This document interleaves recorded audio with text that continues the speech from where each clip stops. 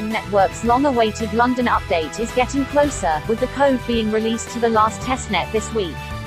Following the deployment of the Rinkeby testnet on Thursday, Ethereum's London hard fork, which will usher in the EIP 1559 upgrade, has been pushed back to August 4th.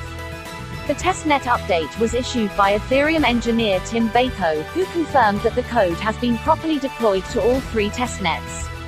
Some transaction fees will be burned as part of the update, which will have an influence on Ethereum's supply over time. On the various testnets, a webpage has been set up to witness this mechanism in operation. More than 89,000 ETH have been burned on the testnets as of this writing, with a notional value of almost $185 million at current pricing. Twitter CEO Jack Dorsey-led payments company Square confirmed it aims to build a Bitcoin (BTC) first hardware wallet to make Bitcoin custody more mainstream.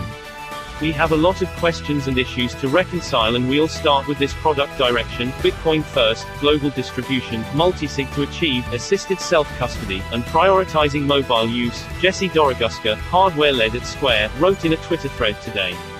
The company is currently putting together a committed team. "We're hiring critical roles in hardware, software, security, and business," Doroguska said, adding that when it comes to creating their hardware wallet, they'll continue to ask and answer questions in the open.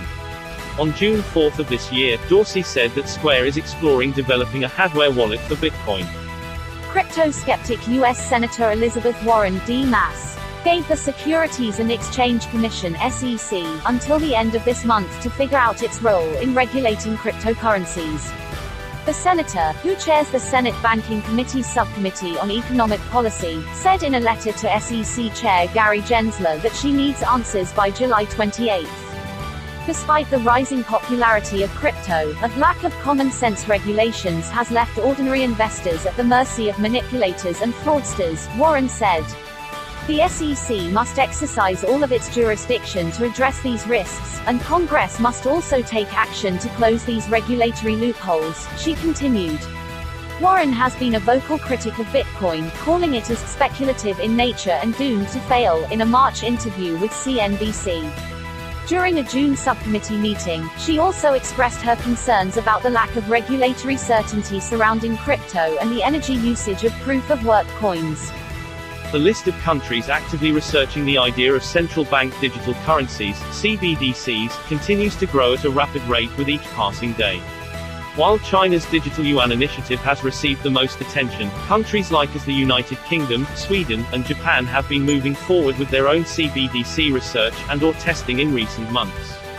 However, the digital yuan project is well ahead of its competitors at this time, owing to the fact that Chinese authorities have already completed numerous beta testing rounds of the currency in a number of key cities, including Beijing, Chengdu, and the Greater Bay Area of Hong Kong.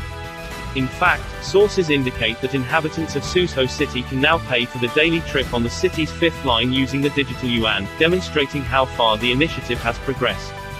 The Bank of Japan recently declared that a year-long trial of its digital yen had been successfully launched, indicating that the Chinese digital currency experiment has not gone.